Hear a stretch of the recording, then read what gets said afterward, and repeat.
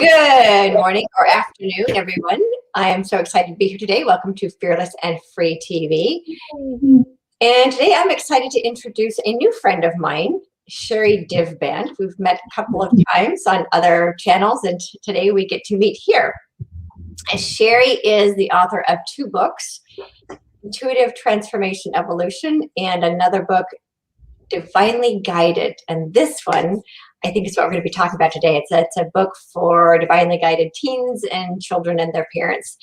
And so today we are going to be talking about conscious parenting, and particularly parenting starseeds.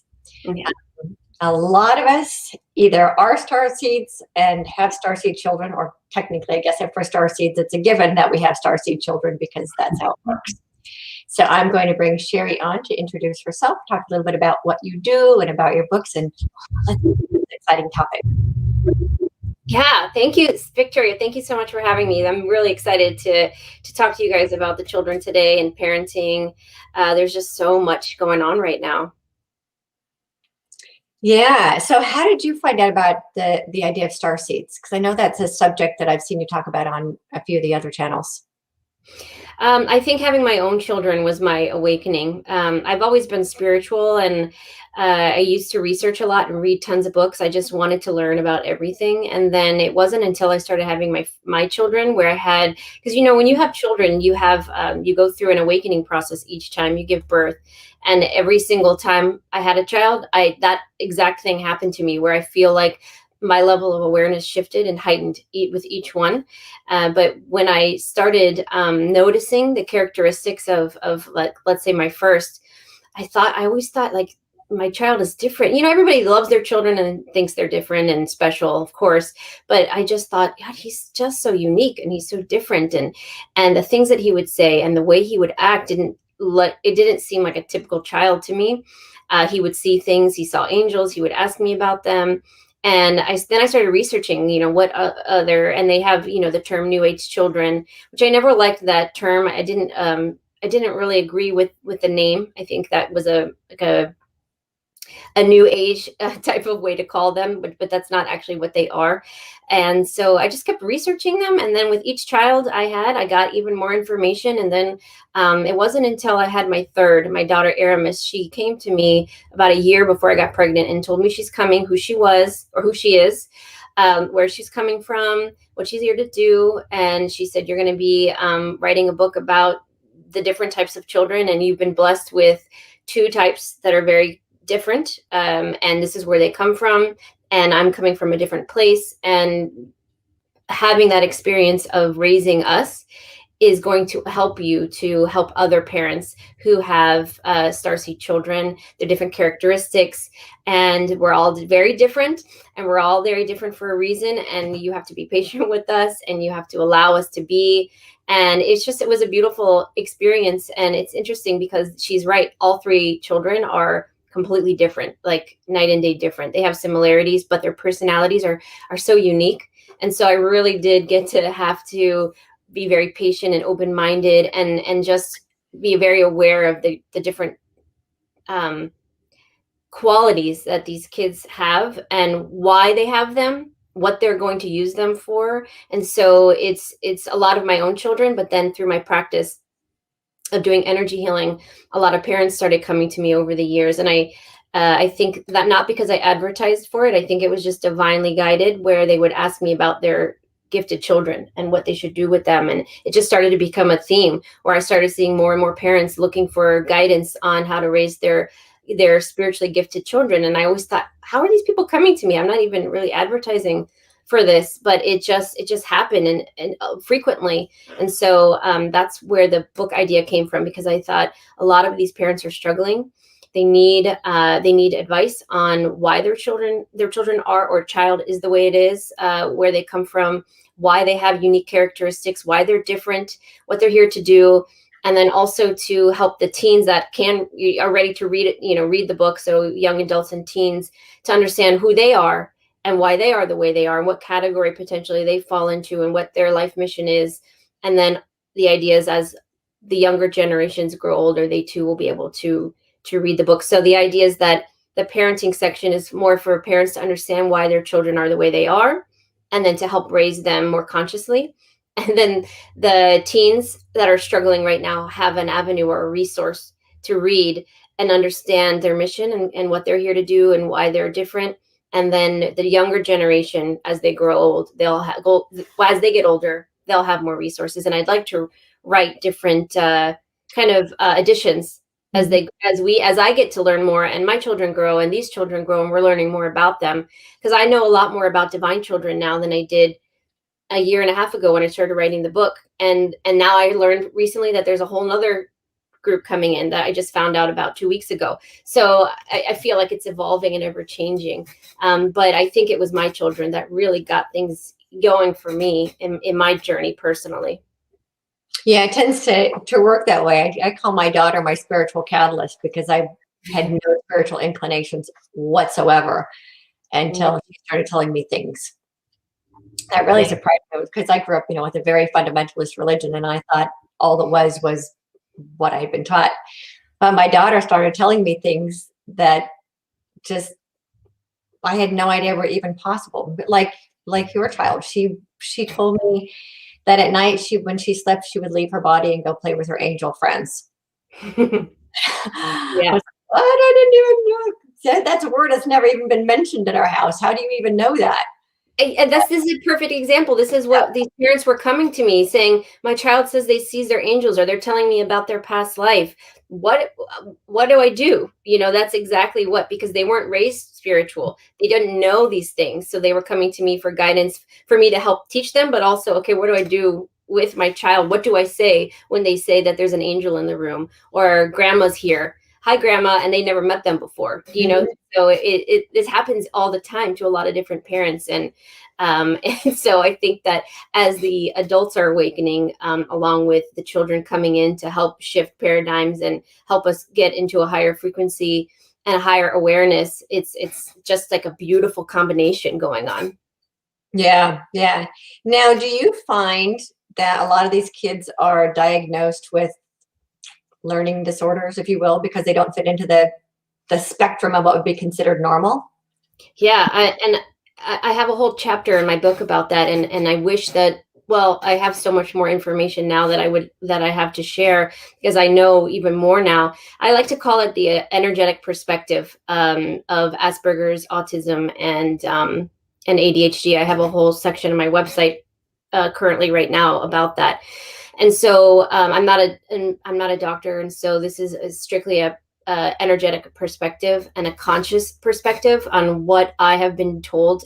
And the way I learned a lot of this is through sessions with children, and I talk to their higher self, and they tell me these things. That's how I've learned it. Some of it's through channeling that I've downloaded through my guides and spiritual teachers, but a lot of what I know is actually working and connecting with these children's higher self. So I feel very grateful to have been connected with them, because they're my teachers too, and that's how I've been able to help a lot of others. So there's different perspectives, right? So we have, I don't know if we're allowed to say certain terms on is there restrictions, or I can say the labels, the names? I think so. I mean, sure. Right? As parents are struggling with trying to understand why their kids are different. I mean, so for me, both of my kids were labeled ADHD plus, and ADHD usually has a sub-label that goes with it. So they both had, one of them's ADHD with impulsivity disorder, and the other one was ADHD with like OCD and anxiety disorder. And so for me, I was very fortunate that I tuned in and I asked their higher selves how to work with them. Mm-hmm. But for parents who aren't aware that their special kids actually are special. Yeah. That I think it's really helpful for them to understand what it's really about. Yeah, exactly. And so, and it's a gift, and it's part of these new earth children coming in. I call them new earth children. So these new earth children are coming as high frequency, high vibrational ascended masters, these beings that are coming in very powerful, trying to merge in density with these human bodies. And so they're struggling a little bit, and a lot of it has to do with energy. So we'll take ADHD, for instance. So most children that are ADHD are very right brain.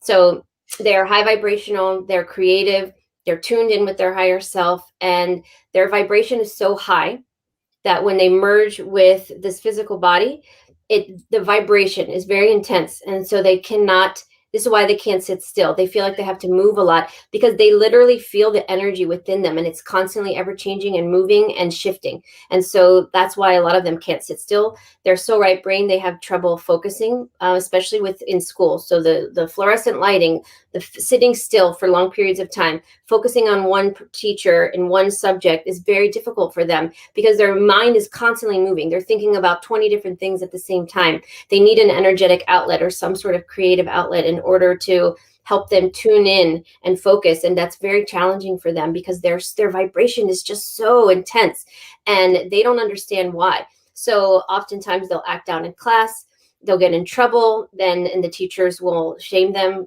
Unfortunately, they just don't know. So they think that they're acting out. And really, these children are having trouble articulating what's wrong, what's happening. It's not that there's something wrong, but what's going on within their body, why they can't sit still, why are they having trouble focusing. It takes them time to process. So the teacher moves on to another subject or another part of that subject. They're still trying to process what they just said. And then they move on. And then what happens is they get lost and then they become very frustrated because they are confused and don't know what's going on. And that's why a lot of them are on medication to slow that down. But the problem is, and again, I'm not telling parents not to put their child on medication, but it's helpful for them to understand what's happening is when they take in that medication, what happens is it causes that vibrant frequency that they have, that beautiful aspect that actually makes them unique and is a beautiful thing. It brings it really condenses it. Yeah, condenses it, lowers the vibration, and then these children walk around like they are a shell of themselves. They become numb. They are able to hyper focus, but they are the essence of them has been shut off, and so that's why they don't want to eat. They kind of look like they're zombies. I have probably upwards of 20-30 clients that have come to me over the last 5 years that are adults saying one half-hour session with me explaining just this one thing. They said that no one in their whole life has explained to them exactly how they felt until then, and they had been medicated their whole adolescent years, and they said if their parents just had understood that, then they would have had a completely different experience because they felt like they were a shell of themselves and completely numb. And so they're very high vibrational, they're very right-brained. They need movement, they need different learning styles, different mechanisms where they're allowed to be outside, to move, to switch subjects, to channel their creative energy through different avenues. A lot of these children need to be in sports or take art or something where there's movement. And so that's a lot of the misconception with ADHD, and a lot of them are OCD because they have to figure out a way where they are in control. So they latch on to certain things. Okay, well, I need to do this and it has to be this exact way because in their mind, that's something that they can control. So they grasp onto that, if that makes sense. They have high anxiety. They have anxiety because they don't fit in with society and they don't understand why. They get confused, they get shamed, they get into trouble. They don't know how to articulate what's going on or what their frustration really is. So they have anxiety about everything. They have anxiety about going and out with other children in large groups or fitting in or going to school or just being a part of society because they recognize that they're different. And because they're not supported, they feel that there's something wrong with them when there actually is not. They're here to be the innovators, to as paradigms are broken down, they are going to rebuild them in a much beautiful, more vibrant way. And they're here with this massive intelligence and this frequency of love to shift our world and our environment. And we need to allow them to flourish and guide them in the way that they're able to feel free and not boxed in, because that's why they're here. They're not meant to be put in a box. They're meant to be taken out of the box and help others break out of the box, help their parents break out of their box and their pre-programming, and have us look at things in a different way. Now, if you take a child that has Asperger's, they're very left brain. So these children, these souls are usually come from a place that's very intelligent, very advanced civilization. So they are highly intelligent, very cognitive thinkers, very analytical, introverted, shy. They like to break things down and understand the components, put it back together. They're builders, they're engineers. They don't fit in with society in a different way because they don't recognize childlike activities. They don't want to play. They want to be by themselves. They sometimes gravitate more to adults. They want to learn. They thrive when their brain is working and processing. They also different similar to ADHD. They take time to process, and the reason for that is not because of distraction. They're highly intelligent. They get it right away. Their challenge is they want to understand it, they process it, they break it down, they rebuild it, and then they need to regurgitate it to the person that they're talking to, a teacher, a parent. And that can be very frustrating to parents because they need the time to process and regurgitate so that they feel that people are understanding, or they feel that they understand in a way that it's explained back. I don't know how to describe that. I'm not having an easy time with that. But no, I understand. Now, for me, yeah. So my son was labeled ADHD and all these other things, but he had 4 of the 6 markers for Asperger's. So I get what you're talking about. And what I found with him is that he'll repeat himself. It's like the information goes in and then he has to repeat it to fully understand it, which for people who don't understand, he's just processing the information out loud. Yeah, exactly. So, and the other thing I wanted to share, when I tuned in with both my kids when they were small and I had the ability to access their higher selves, I asked their higher selves about them. And what I was told is that they are high vibration children and they require high vibration food. Which is why I never medicated either one of my kids, but I was so careful what I put in their bodies because these kids are so much more sensitive to the chemicals that are put into our food. Yeah.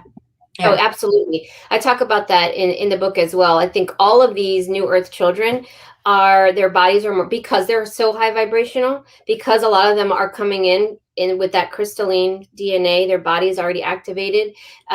They require more natural food, and they're much more sensitive to electromagnetic frequencies. So the waves of all of the internet and the TV and the watches and the lights, all of that really messes with their system. I feel like we have a delay.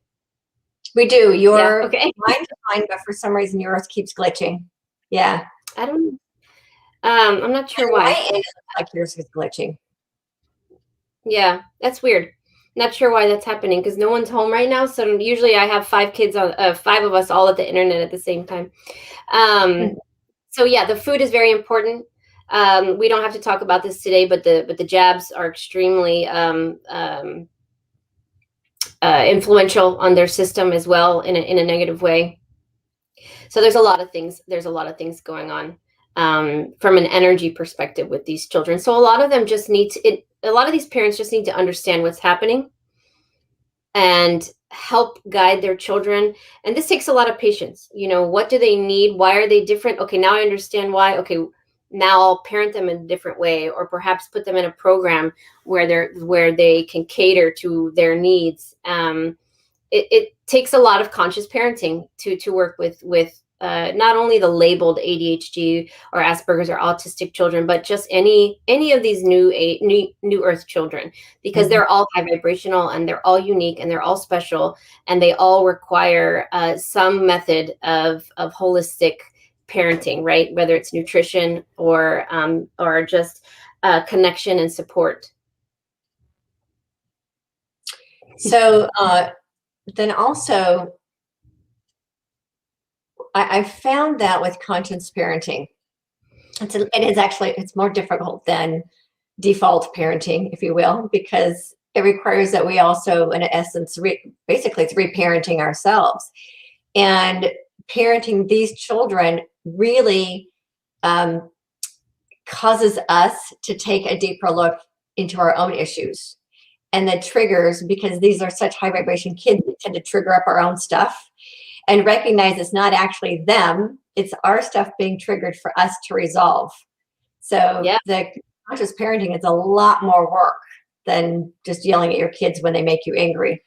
And so I wanted to talk about that as well, and how consciously parenting these star seeds, I think, is more work, which is, yeah, why I wanted to have this conversation. Yeah, I mean, it breaks. It's, that a lot of these children are here to teach us, and so, and they know it. On some level, these kids come in and they know, they're like, I have my 8-year-old. I would not be surprised if at some point he's labeled Asperger. He's exactly how I described. He has to, even if I'm in a rush some days and I can't let him regurgitate for 5 minutes what I just said, because I'm just like, oh my God, I know what you're trying to say. And I'm in a rush. And this poor kid is just like, he won't let me though. He'll keep talking. Even if I'm walking out of the room, he'll follow me. And he's still saying, because it's like an obsessive compulsive part of them, right? They cannot stop unless they know that the person is recognizing what they're saying in their opinion, not my opinion. I could tell him I understand, but he has to believe it, right? And so these children are very intelligent and very aware. They read energy, and they're here to break us, the adults that have been programmed our whole life, and perhaps have not had an awakening, or have an awakening, or we're all continually awakening, even if we're awake. They're here to teach us, and it's difficult because you see aspects of yourself within them that you don't like, and it forces you to heal that part of you, that inner child. And it's a lot of work, and it can keep you up at night, and it can make you emotional, and it can make you frustrated. But in the end, that's what they're here to do. They're here to help break us open, and then so we can then heal ourselves with their guidance and their help too. So, even though we have a parent and a child, in the constructs of Earth, there are two individual, high vibrational, exceptional souls that are here on their journeys, and they're very much equal. But when you think about it in the paradigm of like parent-child, it's hard for parents to conceptualize that their child it could be more evolved than they are. But I forgot my point with talking about Skylar, my son, is that I know, because we can telepathically communicate, I know that he knows that he's more advanced and evolved than me. And there have been moments where he's been frustrated with me because I could feel him thinking that. You know what I'm saying? Like, come on, Mom, already. Like, I'm here to teach you. Do you get it yet? I don't know how else to articulate it, but I know it and I feel it. And that's what they're doing for a lot of parents. And so it is a lot to take in, especially with parents that are dealing with adult things, work, finances, stress. And I mean, we're dealing with our own things. And on top of that, and then our children are also breaking us open, making us deal with things that we don't want to necessarily deal with, in that moment or at all. Some of us may not. And so, yeah, you're absolutely right with that. Yes. So one of the things I found interesting about now with my son, for example, the which I think is part of the Asperger's, is they see themselves as equal to adults. So they get very frustrated. And so, so my son's, one of the reasons he's not autistic is that he started speaking very, very young. He by the time he was a year old, he already knew 50 words, talking in complete sentences by the time he was a year and a half. And so he couldn't understand why adults couldn't communicate with him on an adult level. And I was at the elementary school one day. He was in kindergarten, and the principal came out and talked to me. She said, "You need to have a talk with your son, because he called me Susan, and I'm not okay with my students calling me by my first name." And I was inside laughing. I'm like, how did he even know what her first name was, for starters? But he couldn't understand why anybody else would not be at the same level as him. Yeah. And I find that fascinating, that these kids coming in are so bright and so brilliant and so advanced that they get what we don't even see as adults, and have the ability to communicate with us on that level. But adults can't grasp that these kids already have that capacity. Yeah, some of us takes our whole life to like really grasp it or conceptualize that, where they're already like armored with those tools, they have that within them. And so that's another part. That's a good point for parenting. These children, you can't say no to them.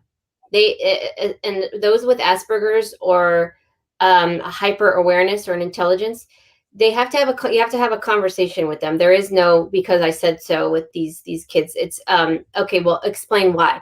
And then when I've noticed with him in particular, if I explain the reason why, I could see him processing it and saying, "Oh, okay, I guess that makes sense." And there's no argument. He's like, "Oh, okay, mom." But if I just said no, there's no way he would be okay with that. Like I have to take the time to explain why the answer is no. And that doesn't work. That's not necessarily, and it doesn't work with all children because I have a rainbow child, the girl that I told you about. Mm-hmm. And that does not work with her. She could care less why I'm saying no. There's going to be an argument of some sort, and it's much more involved and it's different. But with him, once he understands the reason, even if he doesn't necessarily like it, he understands because he's so smart. He's like, "Oh, okay, I get it, mom."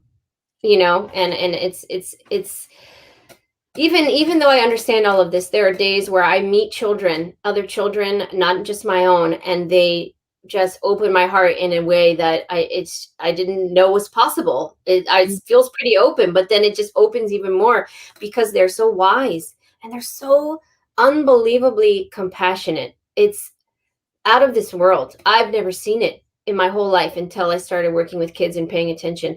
They are so aware of other people's energy. They want everybody to be happy and in a good mood. They don't like to see people sad. They are so intelligent. They're very exceptional.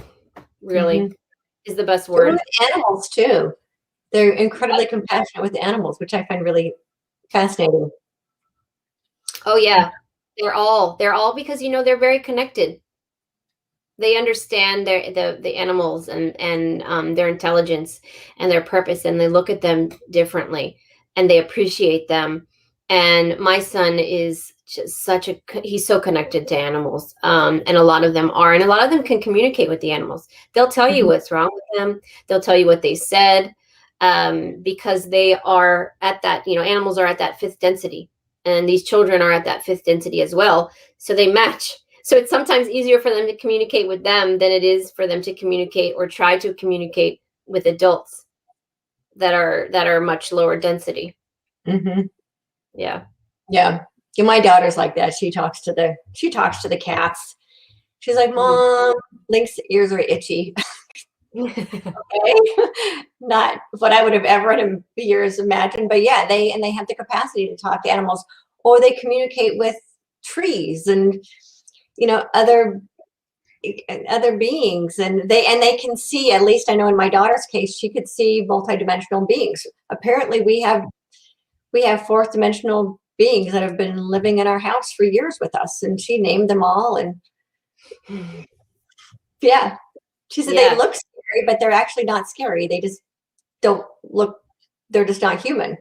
So I find that just really interesting that these kids can see things and know things that we can't, even as much as you and I both. And I'm a conscious channel and I'm always tuned in, and there's a part of me that can't see what they can see. Yeah. I had a lady call me in a panic a few months ago, crying. My son's telling me he travels interdimensionally and time travel, and he's got this guide in Japan named this, and we meet every night, and she was freaking out, panicking. And I had to calm her down, and we talked a little bit more, and I was able to tell her, hey, this is a really cool thing. Once I made sure it was positive, all these experiences that she was sharing, and there wasn't anything negative, and I tuned in to make sure. But once I calmed her down and made her realize that this is actually a beautiful gift, and your child, and he's also autistic, she's night and day different. When we talk now, she's like, "Oh my God, let me tell you about this cool thing that he did or what he said to me." And then, and you know what also happened? Once she stopped living in fear, she started, her gift started activating, and now she'll email me, oh my God, this happened to me, I did this, I did that, this is so cool. So it's like getting out of the fear vibration, right? And then that's how you really open up and you're able to tap in to these the higher awareness, or at least recognize what your children are tapping into. Right. And it's about getting out of judgment, right? Getting out of judgment about who you think your kids need to be based on the shoulds, and also self-judgment, because one of the things that I've seen a lot of parents run into is self-judgment of, what did I do to make my kid be this way? And what did I do when I was pregnant that they turned out like this? What did I eat that they turned out like this? What did I feed them, or what did I do to them to make them be this way? And a lot of this has to be, there's a lot of self-forgiveness that's involved with that, and no longer being in judgment of what we may or may not have done, because ultimately this soul chooses to come in and have the experience that it has. Yeah, I mean, there absolutely. may be environmental reasons that cause the physicality to look the way that it does. Ultimately, though, it's still about the soul experience, and Yeah. accepting our kids for who they are and cultivating their greatest potential outside of the box of what the world says they should be. Yeah, and that was I'm sorry. My daughter's knocking on the door. That was a big part of my of the book, that I wanted to get that message across, is that these children are coming in with this knowing, as they in the adolescent years, as they get older, that they don't want to do a lot of the jobs out there. They recognize the issues with a lot of the society, the paradigms, and the structure, and they don't like it, and they these parents contact me, and they were like, my son is lost, my daughter's lost, she's 18, she doesn't know what she wants to do with her life, I'm worried, and this and that. And then I'll talk to their and we have a real conversation, and they're telling me that they don't agree with a lot of the uh, jobs out there and what there is to do, and they have a problem with it, and they'll tell you why and break it down. And I explain to them, you're here, you guys have a hard job to do, because we've, over generations of time, it's been laid out for us, right? You become a doctor, you're a lawyer, you're a police officer, you're this, you're a teacher. And oftentimes our parents, luckily not mine, but they tell you what they want you to do. And often, and the sad part is, a lot of times they channel that inner child energy of what they wish they had done, and they imprint that or mirror that on what they make their children do. And so a lot of adults walking around are doing things that they don't want to do. They're like, I've been in this job for 20 years, I hate it, why did you do it? Well, my parents made me go into this into this career, and we're breaking out of that now. And so these children are argumentative, and they're telling their parents, I don't want to do that. This doesn't seem right to me. I don't actually want to go to college. And that's for a reason, because they're here to shift everything for us. Jobs are changing, school is changing, life, the way we live our lives is changing. Every aspect of humanity, of our existence here on this planet, is shifting. And these amazing beings came in with this very tough job to do, to be able to stand up to society, to stand up to parents, to stand up and say, no, this is wrong, and we need to change it. And these star seeds are strong and passionate, and albeit stubborn, but for a reason, because they're the few. My daughter is the most stubborn. She'll talk back, she's strong-willed, and most parents would look at her like, get her under control.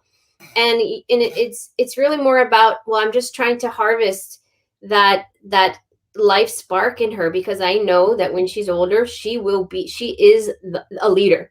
She will run a company. She will, whatever it is that she decides to do, she will be a leader in that. Whereas, I could tell my other kids are more of like, I'll be in the background, and I'll make sure everything works properly, but she will be in the front. And a lot of children are like that, and they're suited with that, right? For that characteristic, for a reason, because they're on a mission. No one can stop them. They have their blinders on, and they are moving. They got the momentum going, and they will finish the job. But unfortunately, the children right now in the teen and adolescent years are struggling. Mm-hmm. And that is why, because they are having a disconnect of what I'm being told I should do, what I see society doing, and this innate knowing that it's not right for them. And then, Right. okay, now what do I do with that?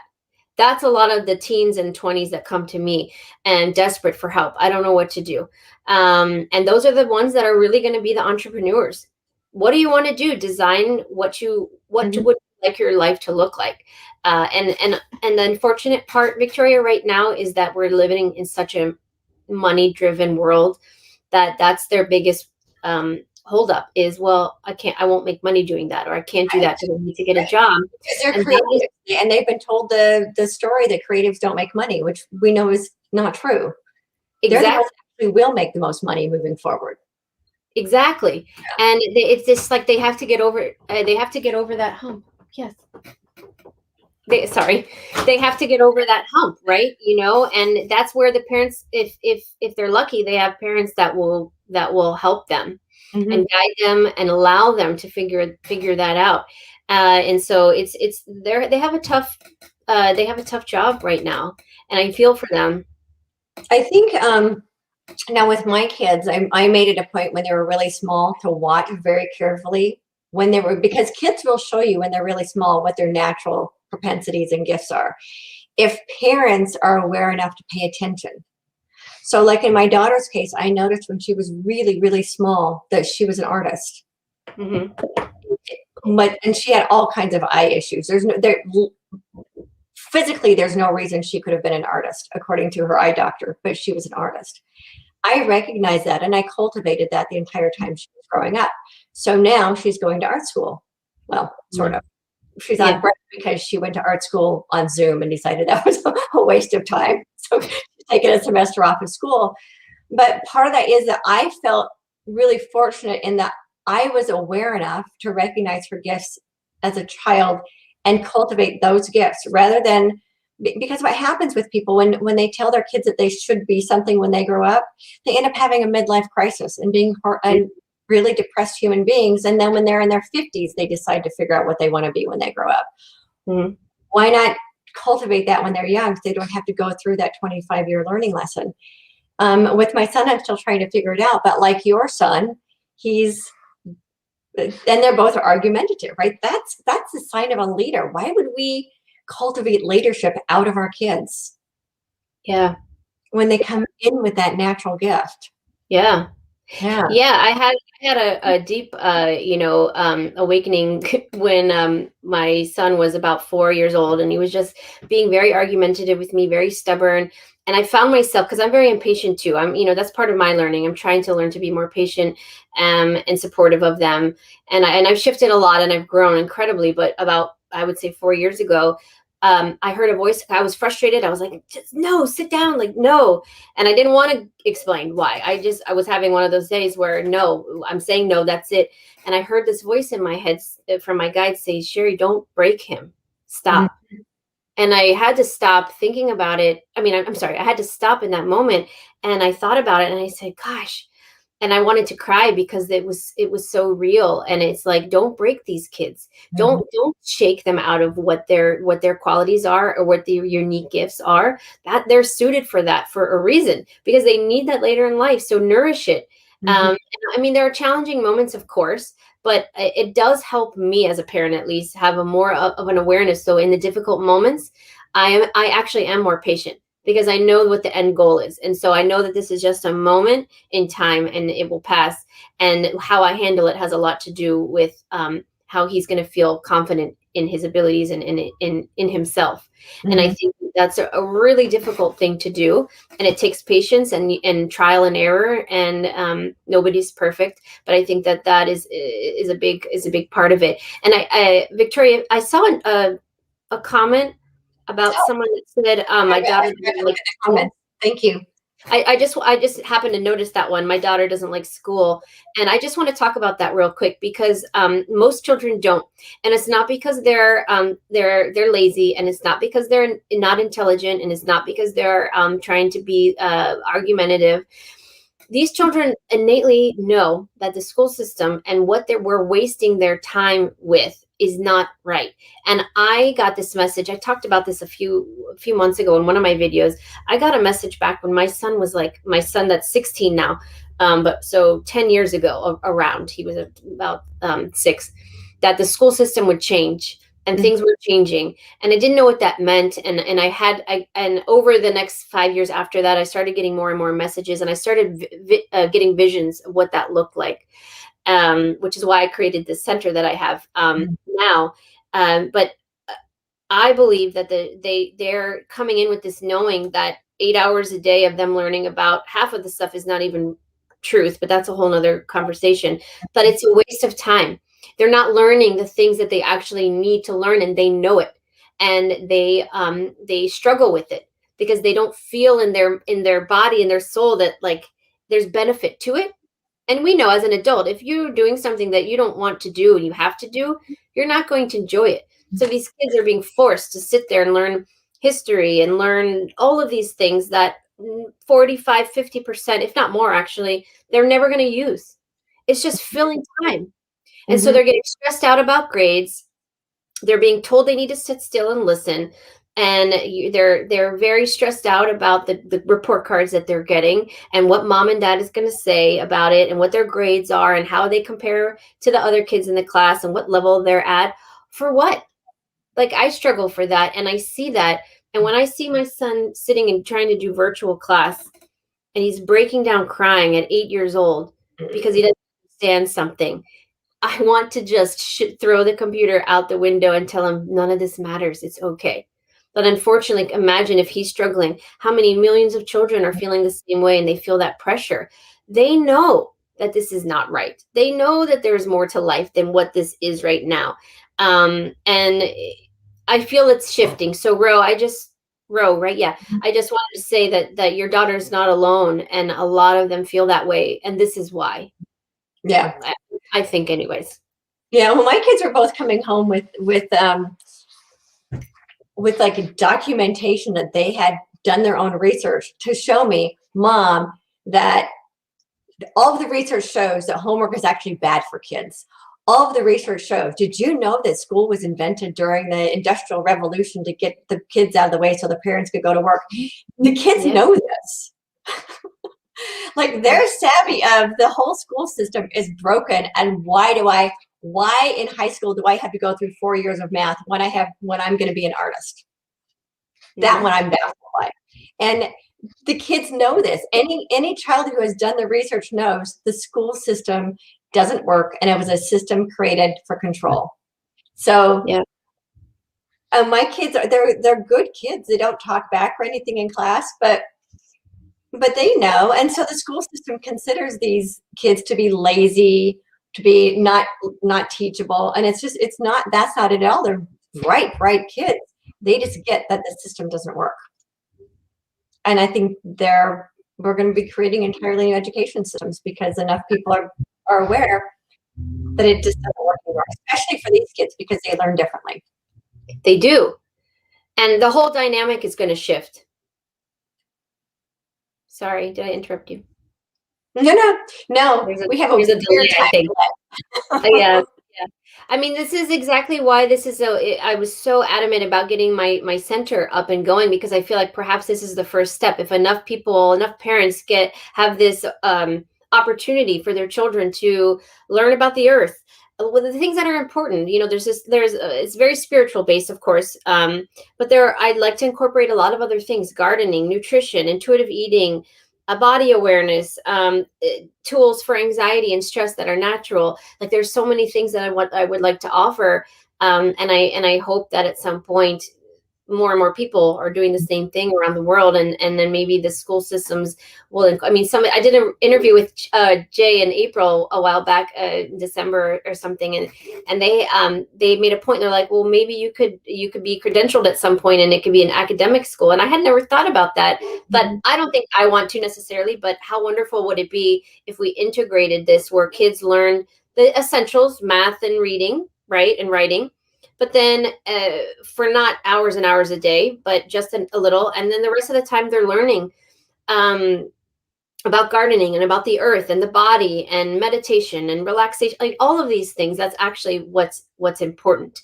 And like you said, not 4 years of math when you want to be an artist. My 16-year-old, I feel so bad for him. He's struggling right now because they're talking about him they have to pick what they want to do for a living, and they need to know what pathway to take, so that they can build up their portfolio and things like that. So they have to choose a lot of things.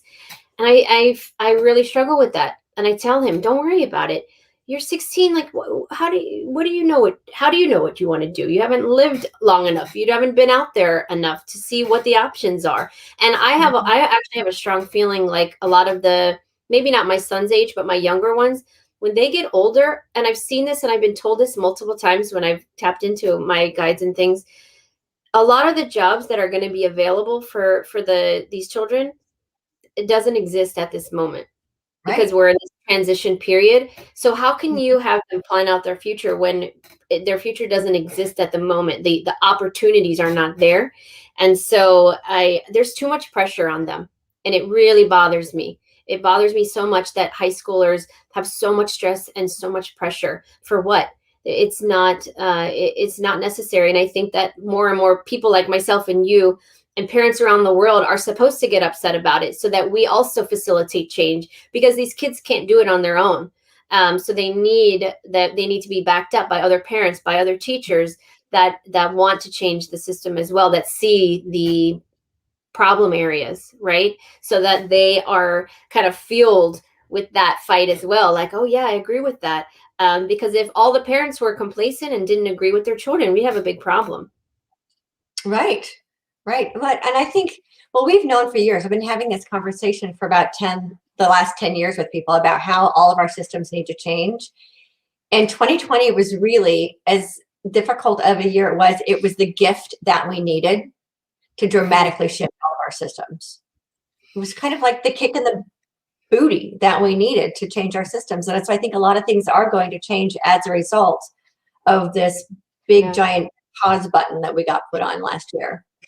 And a lot of people sitting at home started doing research and realizing, oh my gosh, all this stuff that I just took for granted isn't what I thought it was. The kids know it. The kids have been doing the research, but the parents are finally catching up to what it is the kids already know. And so like you, I have my son's 15, same thing, and he's in the school system, and they're trying to get him to, what do you want to be when you grow up? Well, you don't know. I mean, if we could educate kids to what their natural gifts and propensities are, rather than forcing them into this boxes that they need to fit in, and we'd have a completely different society. And when my kids were lucky, actually, our public school where I live, and I live in Redondo Beach, our public school actually has gardening and nutrition and yoga and mindfulness and meditation as part of the public school education, which I know is really unusual.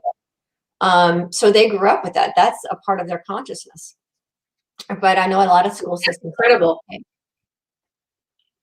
Yeah. Pretty lucky to go to school where they did. I don't know if they realized how lucky they were. Yeah. They will one day. And lots of parental involvement, because the parents are the ones that actually taught those classes. Yeah. Wow, that's lovely. Like a hybrid almost of what school used to be and what it can be. Yeah. Yeah. Yeah, absolutely. I'm just reading some of the comments. Yeah. The consciousness of the children, where they are what they need from us is to create like the platform upon what they will rise, because they're young right now. They can actually create the systems. They need us to create the platform for them to do the building on. So it's kind of like we're the ones who are breaking down the old systems, and we're the ones with our hard-earned wisdom, if you will, that will start to create the new structures that they can then come in and fully integrate. So our role is to actively participate in breaking down the old systems and creating a solid structure that they can build on. This is one of the issues, and my kids actually explained this to me. My daughter, I call her a warrior goddess. She's like your daughter, very, very strong. She's 18 years old and very strong, and she is a warrior. And when she finds out what it is that she wants to do, she will be phenomenal at it because she's so strong and very, very strong human rights advocate. And so, but my kids tell me, "Here, Mom, here's the problem. Every generation expects the next generation to fix the mess the generation before them made." They're so wise. Right? And I said, "I think my generation finally gets it. We don't expect the next generation to fix the mess we made. We expect to clean up our own mess and make a place for you to actually do something really amazing with." So I'm not going to leave the world a messy place for my kids to clean up. I'm going to clean up my own mess. And so it's the kids get that. That's amazing, is the kids understand. The kids now have access to all the same information that adults have access to for the first time, I think, ever in the human story.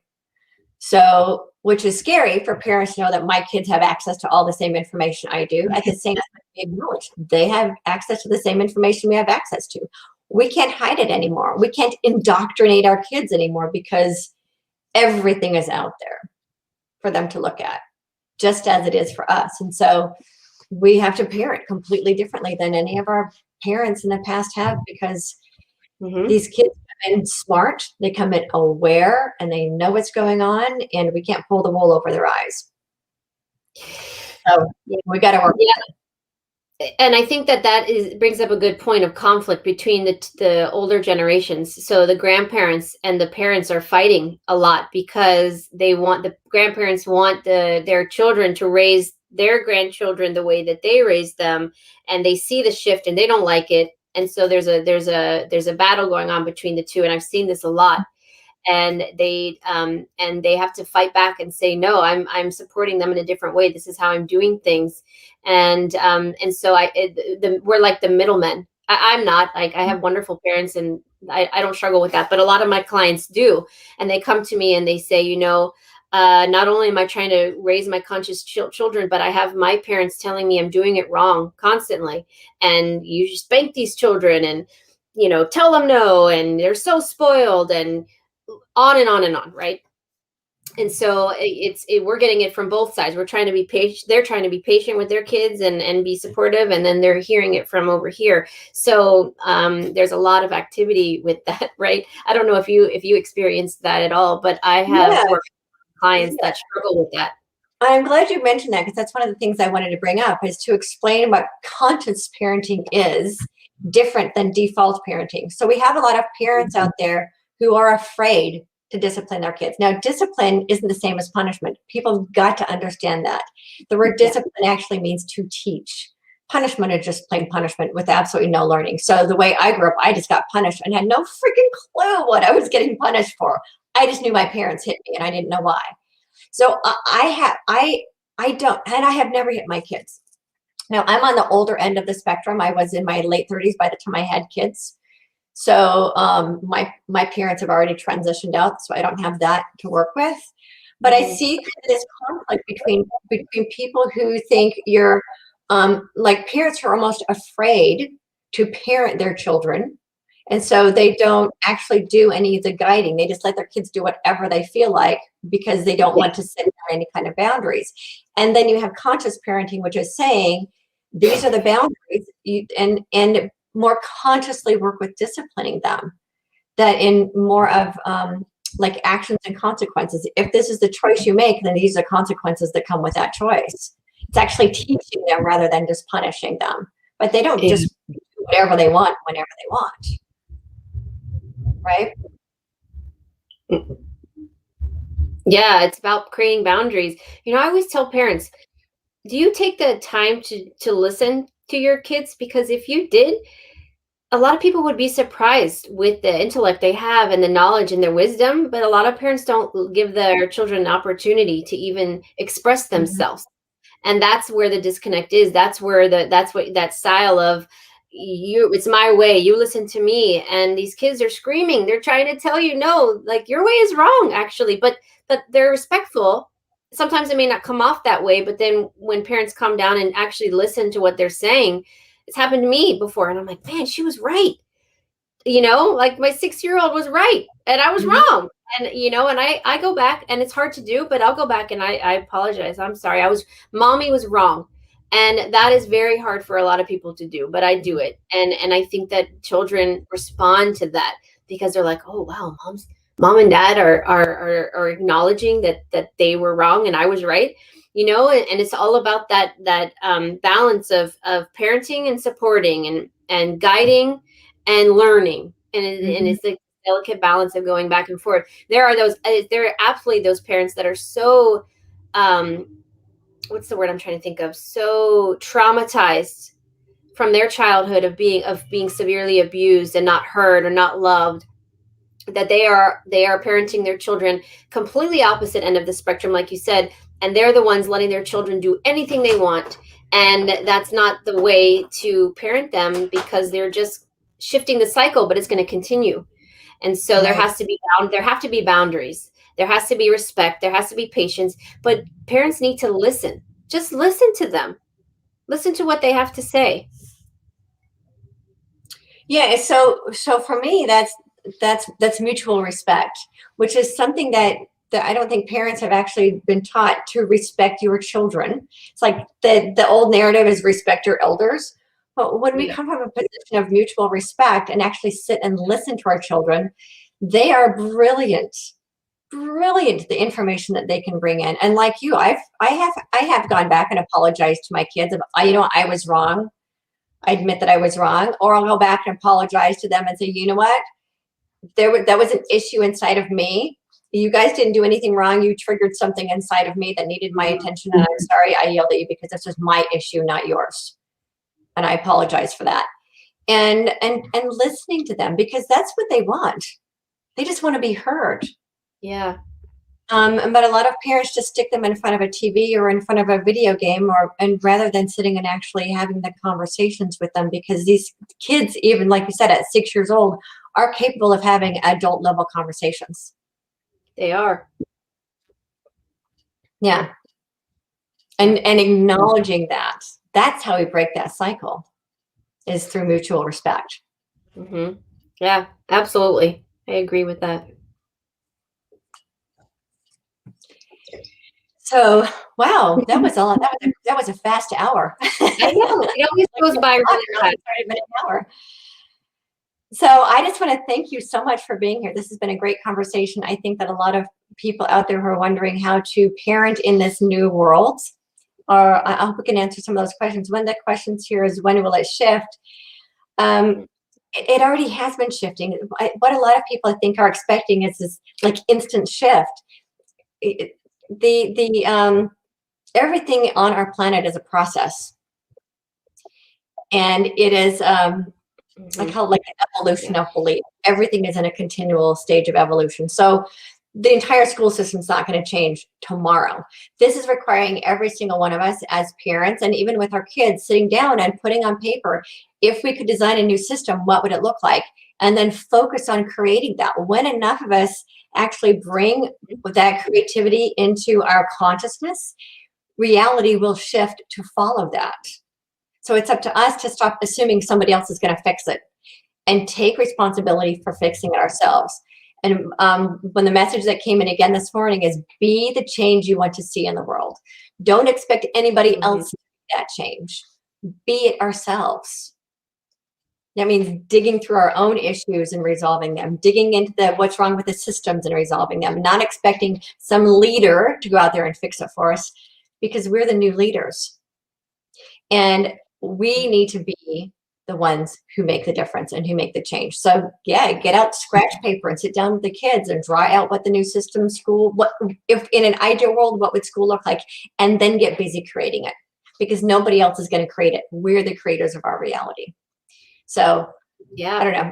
That was a bit much, but it is that a lot of people don't understand what be the change actually means, and that is what it means.